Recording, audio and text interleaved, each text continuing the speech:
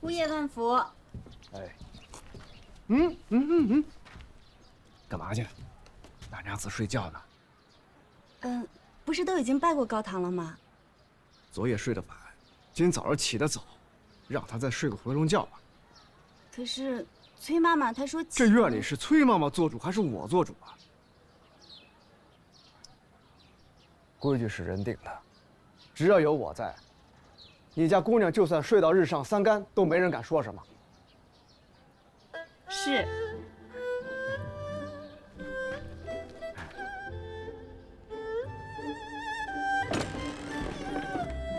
哎呦，姑娘，怎么还睡呢？快起来！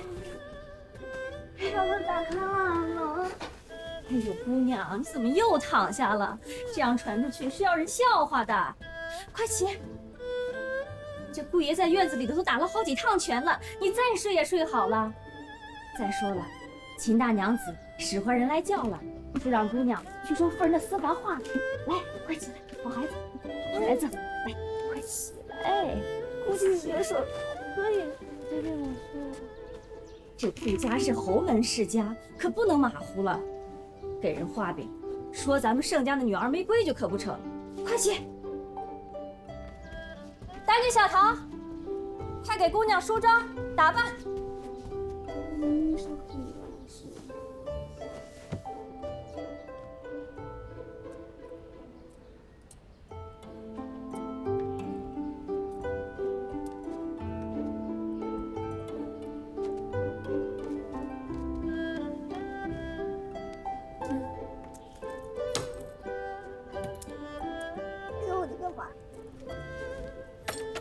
这你俩都看不下去，还不走？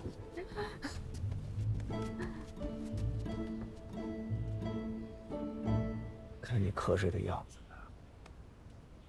怎么又上起妆来了？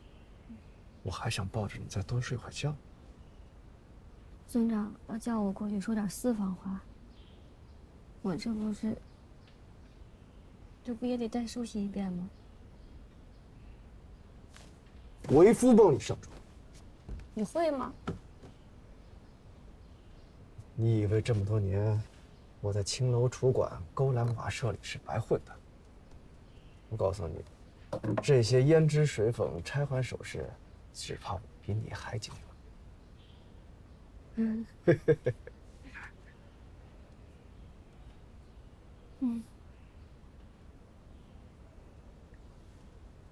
我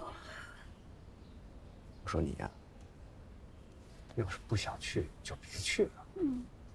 反正咱俩已经拜过高堂，那些都不重要。那也得去应个景呀，不然传出去会说我们盛家不会教女儿，还会说你不敬嫡母、忤逆不孝。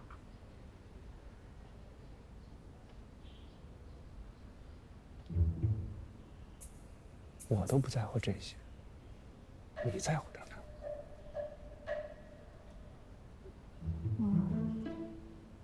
哪有心腹不受婆母的气的？我不往心里去便是。我那个继母小秦氏，断然不会第一个开口。第一个开口的一定是四房五房那几个，尤其是四房，最喜欢欺软怕硬，又是炮仗皮鞋。只要我继母一点，他必然就着。你小心点儿，别被他咬着了。好歹也是你婶婶。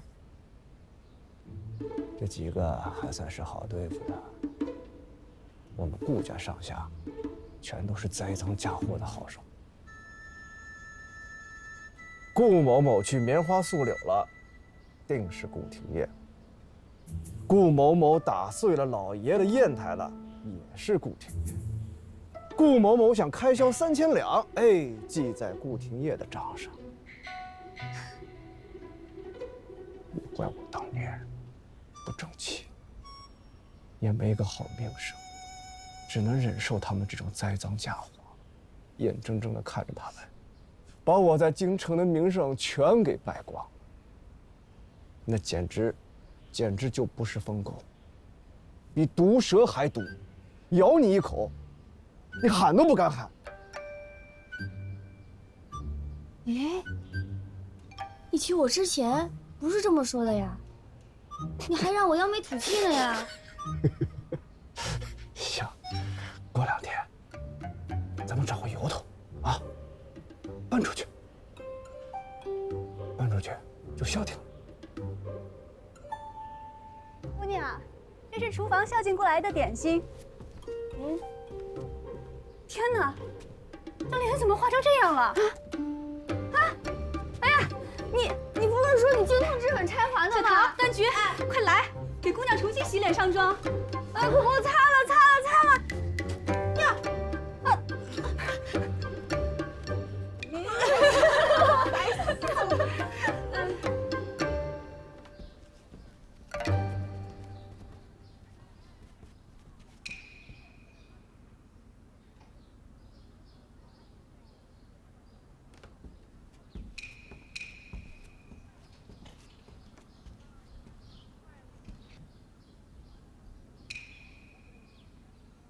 婆母万福。不知婆母叫儿媳来是有什么吩咐呢？哪里是什么吩咐呀，就是要传早饭了，特意叫你来，跟我们这些婆婆、婶婶一起吃早饭，一家人呢热热闹闹的。那儿媳伺候婆母、四婶婶、五婶婶用饭吧。哪要什么伺候呀，我们呀是武将人家，没有那么多的规矩。来，传早饭吧。哎，大嫂嫂，哎呀，您这记性，还有一人啊，让这叶哥的大娘子见了，咱们再吃吧。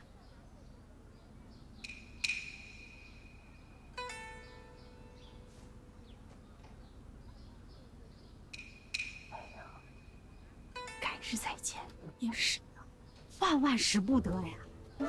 人家可是寻过一回死了，那多亏周围的女使们眼尖给救下了。你说，如果咱们再掖着藏着，日后果真死了，那不是给他们2口子添堵吗？啊，这不大合适吧？毕竟人家新婚。怎么不合适啊？这究竟是什么人啊？听四婶婶的话头，此人是与我有关。红绡，你进来吧。进来吧。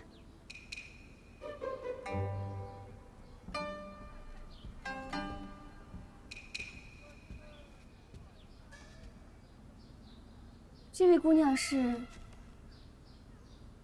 这孩子叫红绡，原是二郎屋里的女使。后来，等二郎再大些，就收了做屋里的人。再后来嘛，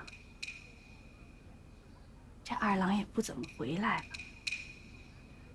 我是害怕让他白白的耽误了青春，就把他的卖身契书还了他，还赔了银子财帛，好让他另嫁他人。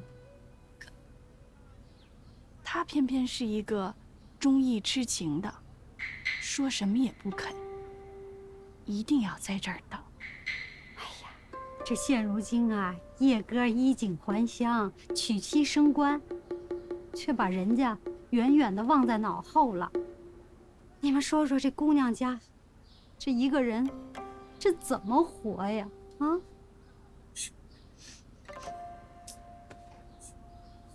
我这吧，也实在是不知道该怎么办。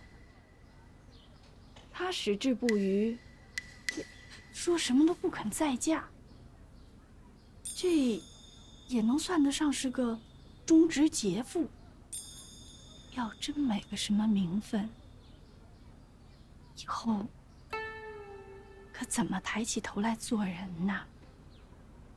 婆母的意思是，想让我将这位红绡姑娘领回去，给官人做小娘。我是想着，二郎现在也是朝廷重臣。那是，哎，你们看看，这哪位高官名爵家里独大娘子一人的？那身边要是没有个2、3个妾室，哪有排场？心腹，你说呢？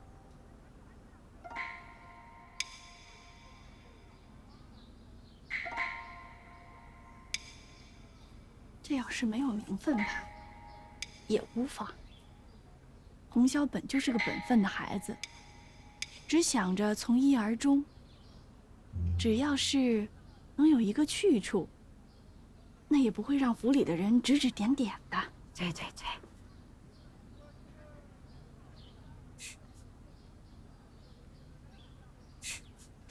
求娘子开恩，给红霄一条活路吧。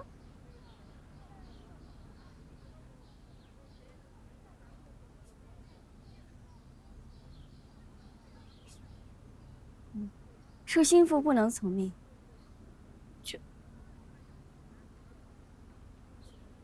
哎呀，哎，都说这盛家是书香清流，怎么教出来的女儿这么善妒寡恩呢？昨夜官人曾对我言，眼下并无纳妾之意。若我转眼给他弄了个小娘回来，岂不是令他不快？令官人不快，便是儿媳无能，便是不孝。此事，儿媳万万不敢。你们听听啊，这心腹才入门1日啊，竟敢当着长辈的面前说出这种话，岂有此理呀！哎呦，四妹妹，别生气。要不这样，你呢，先把人领回去，咱们以后慢慢计较。儿媳实在不敢为官人做主。哼，你这哪是不敢做主啊，分明是拿话堵我们。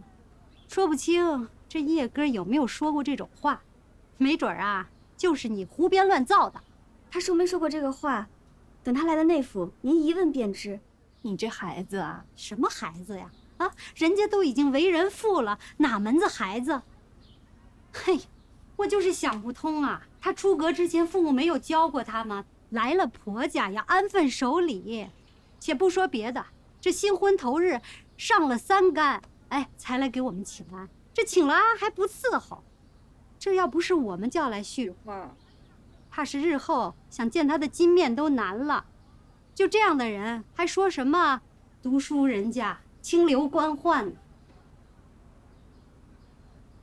大嫂嫂，也莫怪四嫂嫂动气，这叶根儿的心腹，确实太不像话了。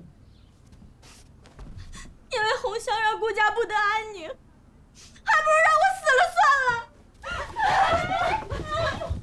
让我死了吧，让我死了。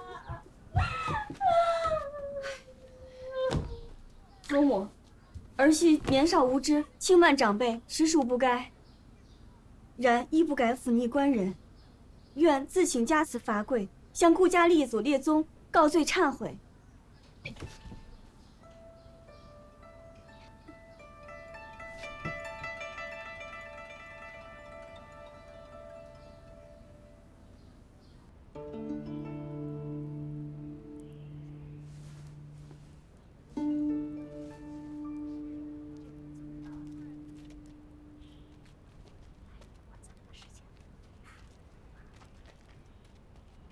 姑娘，姑娘，你这又是何苦呢？这不是让那边的人更得意吗？心腹进婆家门，人家要给你一个下马威。就算是我今日抗拒搪塞过去了，明日还有。明日不跪，还有后日、大后日。老是被人惦记也是烦，还不如自己摔下马。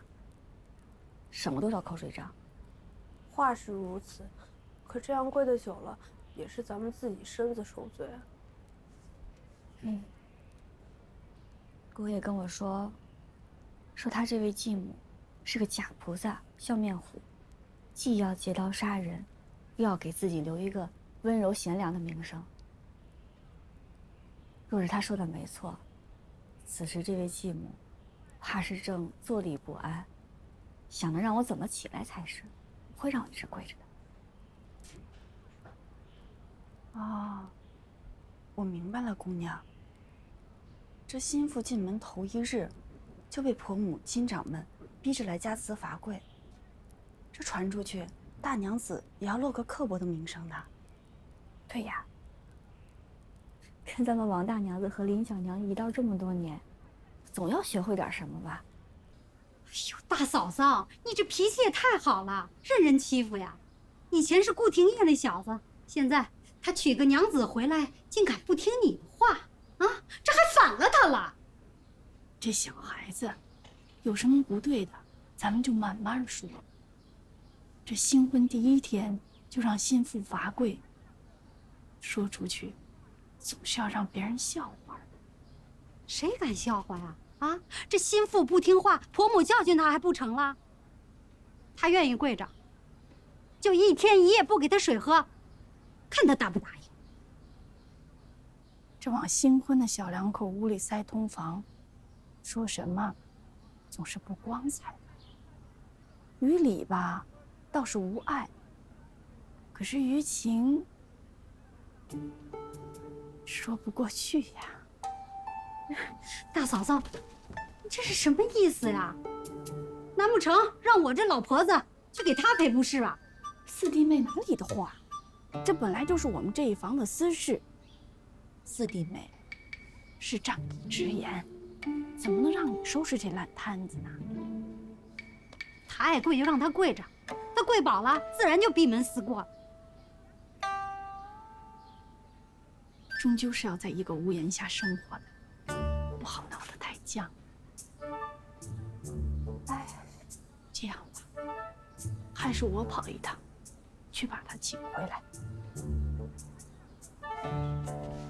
哎，大嫂嫂，哎呦，你说这个大嫂嫂这太过于迂腐了，与人为善也不能任人欺负吧？这都骑到脖子上了。哎呦，要我说这一房啊没好。哎呦，四嫂这样真情实感，替他人操心又何必呢？大嫂先前跟咱哭诉，红绡无处可去，说得可怜兮兮的。待我们出头啊，替他碰了钉子，又装好人。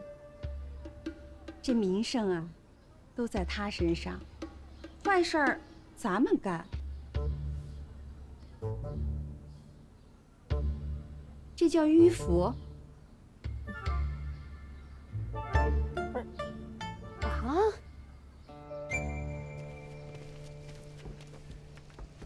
你这孩子啊，也是急性子。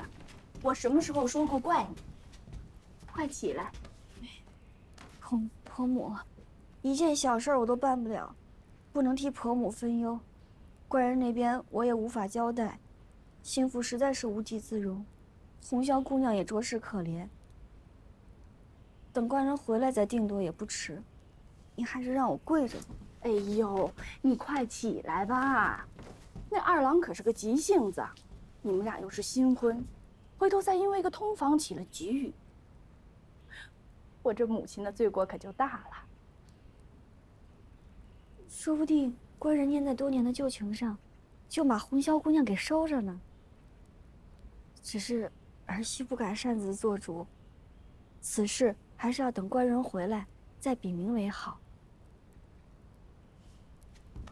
不必了，不必了。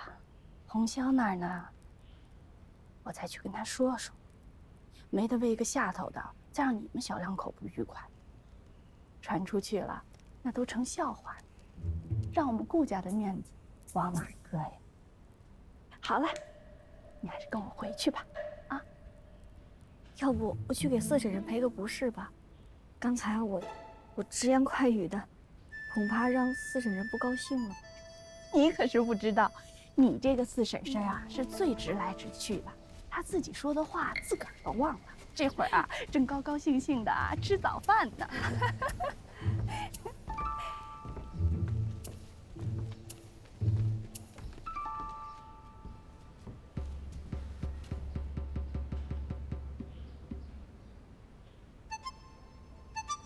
我去了那么久，你也不来找我。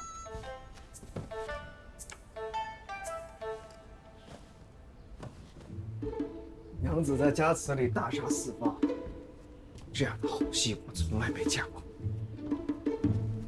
今天我算是见识到喽。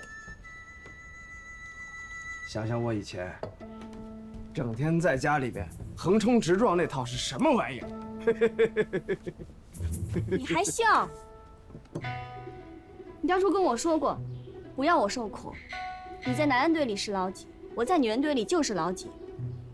我刚嫁过来第1天，就被逼无奈去跪了家祠了。我在家也没跪过2趟。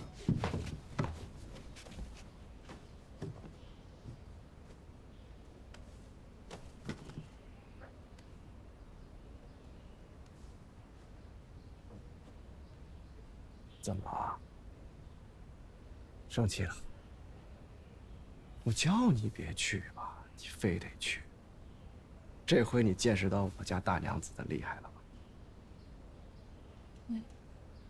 我家那个林小娘，也是说哭就哭，说晕就晕。我本来觉得挺厉害，今天我见到你家那位，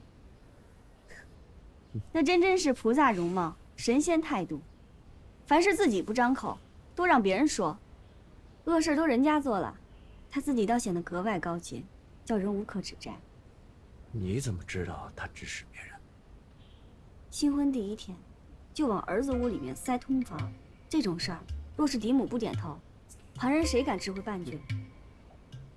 你那直肠子的4婶婶，定是听他诉了不少苦，这才护嫂心切，向我发难。连这你都猜出来？那时候庄学究讲课，是不是连兵法都教你了？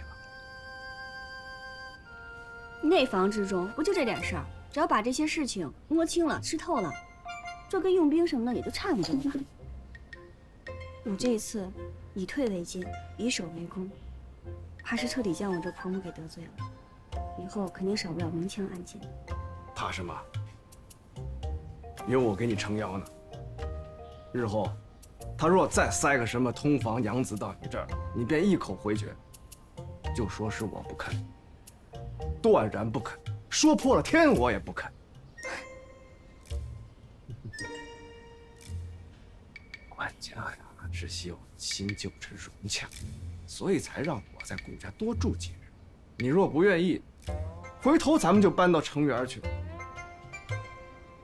其实，我觉得那红绡也挺可怜的，毕竟伺候了你这么久。要不，你是觉得我应该收了红绡？你不吃醋吗？你就不怕人家说你始乱终弃？这个红绡确实是可怜，但却不是我始乱终弃，是他们故意栽赃给我。这种事儿也能栽赃？可不是吧？当年是四房那个看上了红绡，但是害怕他家大娘子，不敢收她为房。在一个风高月黑的夜晚，他迷晕了她，强要了红绡。这姑娘醒过来就只剩下哭了，什么都记不得。也怪我那个时候，总是流连于烟花的场所，一有这种事儿，他们就嫁祸到我头上来，我有口难辩呐。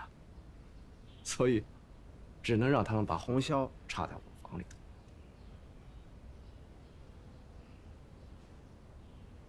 你不信啊？我信，我信。看你这态度，像是在敷衍我，不是真心。那信不信都是过去的事儿，我现在要是揪着不放，也是很没意思吧？若你将来真是要纳妾，只要对方人品好，能好好过日子，我也能和他们和睦相处。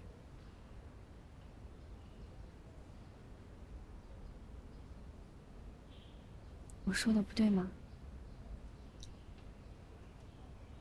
对，你说的都对。你是一个贤惠的大娘子。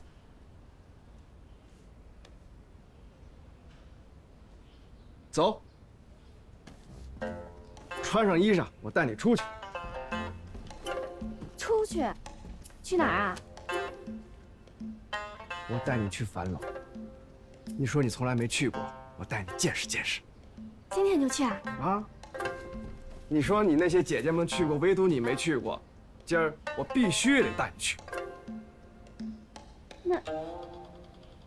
那什么？这样会不会很没规矩啊？我要是喜欢讲规矩的人，我就不会喜欢你了。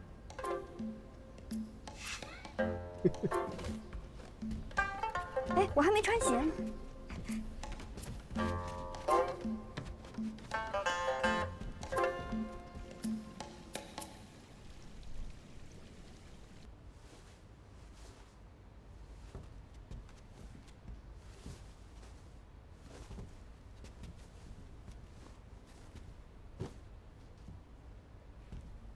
听说叶哥的娘子被大娘子亲自从家祠扶出来后，四房五房那2位大娘子可是气得不轻，四房那位更是骂骂咧咧的，说话可难听。说什么了？说，还不是说您借刀杀人，坏事都是旁人做，罪名都是旁人担，您往日的贤良淑德都是装出来的。五房说什么了吗？他倒没说什么。哎呀，那位是个机灵鬼儿，最会隔岸观火瞧热闹。要不是他的点拨，四房那位大概到现在也还没琢磨明白呢。白眼狼！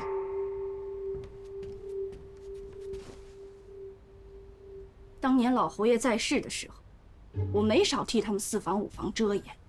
怎么着，二郎脱胎换骨了，新娶的娘子也是个不好啃的硬骨头，就想见风使舵了，没那么容易。当年作践过老二的，一个都不能干净。谁在这个时候调转矛头，那我就把当年的丑事全给他抖露出来，我看二郎饶得了谁？大娘子说的是，那2房翻不了什么风浪，可二郎的娘子不好对付，不是寻常手段就能打发了的。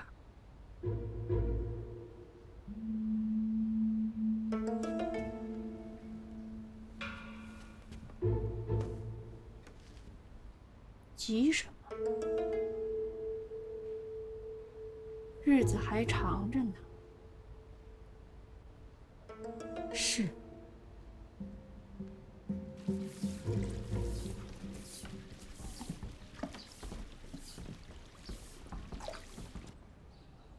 什么？你要搬出去？这怎么行呢？官家御赐了我府邸，我为什么不能搬？况且与侯府这么近，背靠着背，想走动也很方便嘛。哎呀，这赏赐归赏赐，这搬不搬还不在你吗？我朝一向仁孝天下，这父母在堂，你怎么能另附别居呢？仁孝，母慈子在孝的。这四婶婶、五婶婶，连同座上这一位，一同欺负我的心腹，还谈什么仁孝？这真岂有此理！谁欺负你们家媳妇儿了？合着四婶婶、五婶婶回家都没说这事儿呢，他们也觉得脸上无光啊。人都说新婚3日无大小，他们倒好，第1日便让我心腹跪了祠头，这居心何在呀？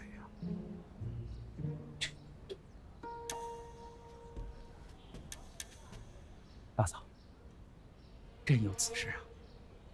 不会吧？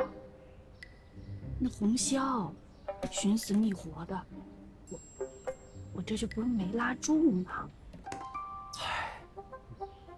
二郎啊，这就是你的不是了。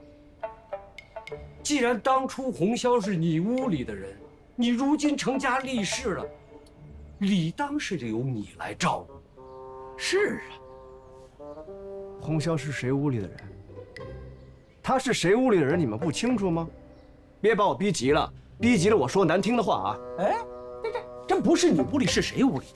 哎，你想当初……哎呀，五叔，算了吧。这二郎要是不愿意，就别难为他。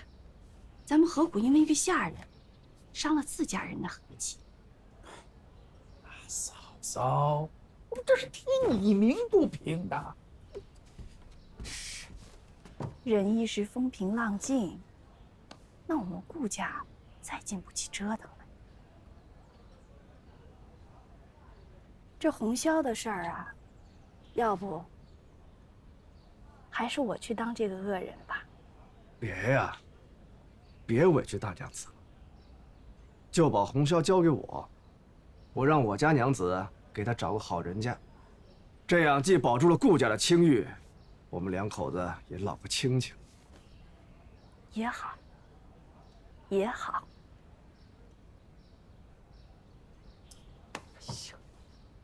这刚才不是说搬家吗？怎么又扯到红绡头上去了？是啊，是啊，是谁扯到红绡头上去的呢？反正这家我铁定了要搬，今天只是来知会你们一声，你们答应或不答应，这个家搬定。大嫂子还没答应呢，你就擅自做主。你眼里还有顾家的长辈吗？不说，你这么说，就是害大娘子落个贪财的名声。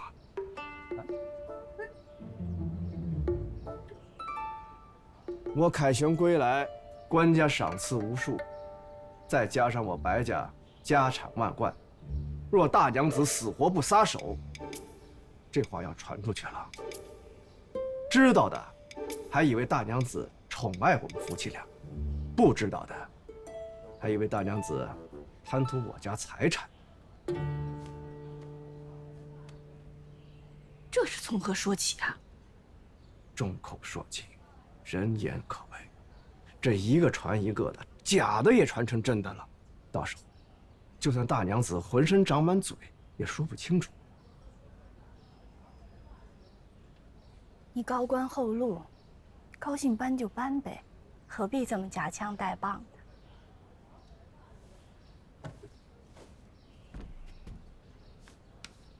多谢大娘子深明大义。那哥哥那儿我就不去叨扰了，您帮我传达一声，我还有军务在身，就先告辞了。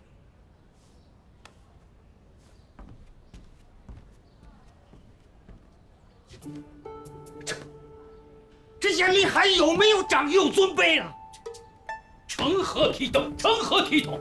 大嫂，你真得好好管教。孩子大了，说话不听了。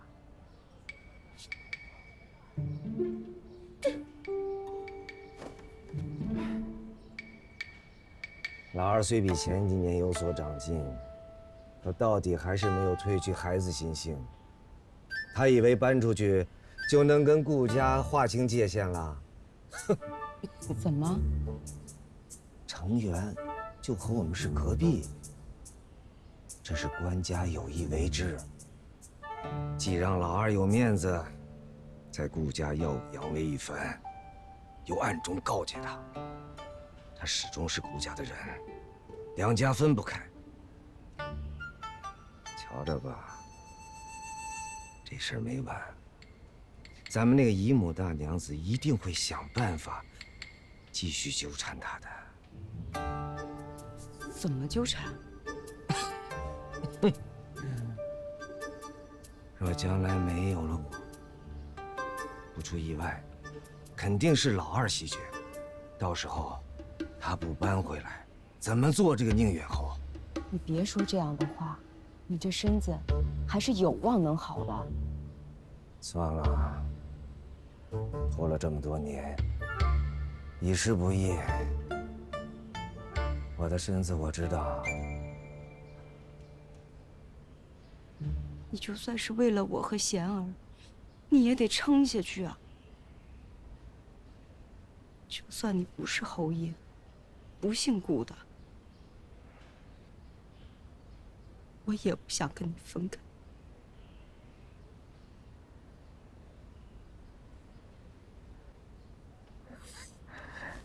好了，我答应你，为了你们母女，撑下去。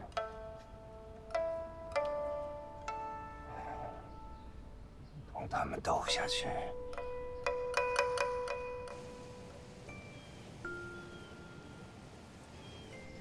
这程元啊，是前朝一个重臣的旧宅。后来他告老还乡了，官家便把他这个宅子收了回去，一直荒废，直到现在赏赐给我。不算前后的山林啊，这个宅子占地90多亩，分前后2个部分。前院自然是我做主，这后院嘛，便是内宅。嘿嘿，你做主，你的地盘你说了算。这么大的宅子，就我们2个人住啊！瞧你这小傻样，你这口水都掉下来了。这算什么大呀？襄阳的侯府那才叫大，要逛一个园子得骑马才行。我觉得这里不一样。我之前在京城的豪门也看过几家，但是跟这个园子比，这里更通透，更敞亮。娘子好眼光啊！当时陛下把这些园子赏赐给我们的时候，让我们挑的时候，我一眼便看中了这里，我就知道这儿一定你喜欢。哎，那时候你还没上门提亲呢，你就想这么多了？我一个人住哪儿都无所谓，但现在我有了家了，我得找一个好地方，能配得上你的。那这也太……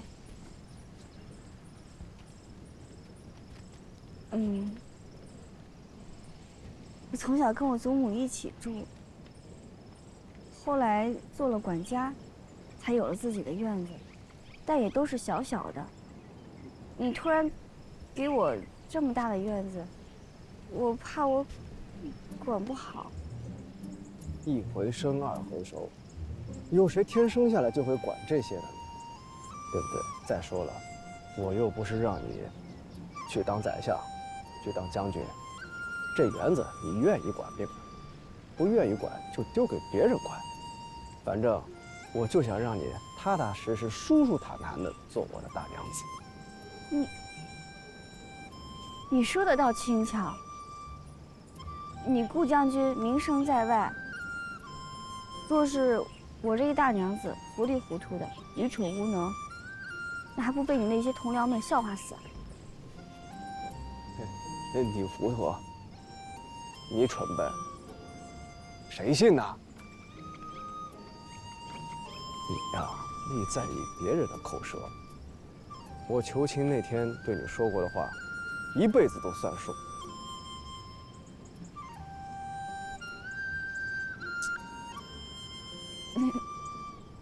那我再试试。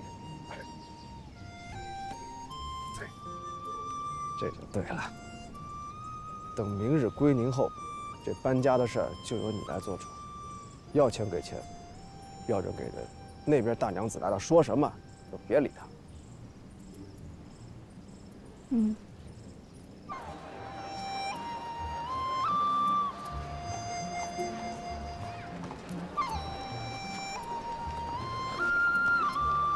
六妹妹，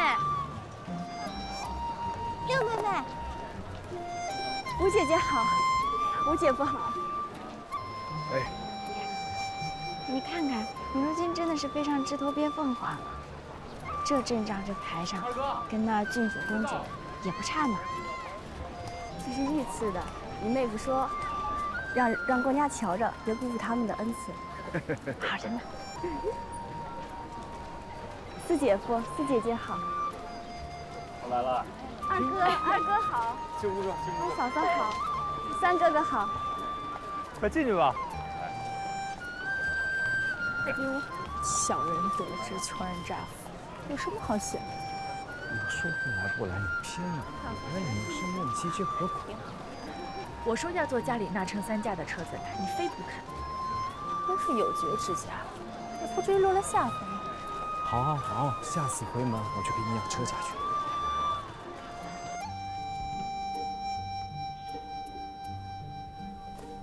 明儿，坐，明儿，让我好好看看你。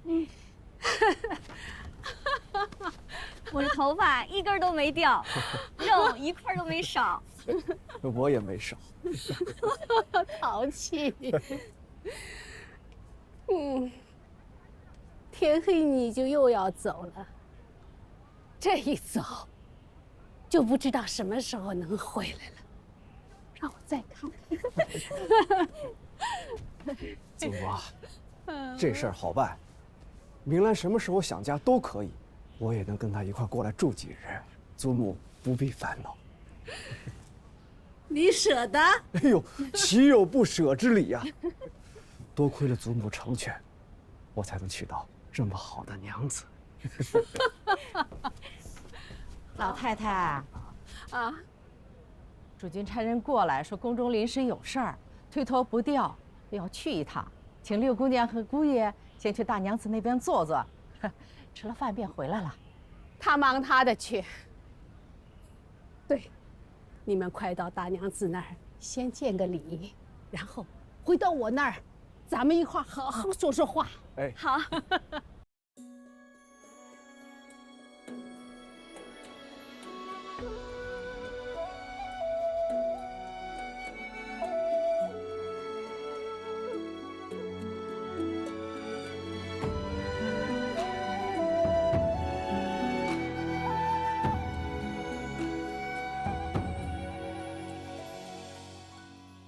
一朝花开傍柳，寻香无觅庭后。纵饮朝霞半日晖，风雨捉不透。一人共长消瘦，太高冰泪难流。经书诵罢莫回首，无语随客头。昨夜一书风骤，浓睡不消残酒。试问怎恋人，却道海棠依旧。知否？知否？应是绿肥红瘦。昨夜一书风骤，浓睡不消残酒。试问怎恋人，却道海棠依旧。知否？知否？应是绿肥红瘦。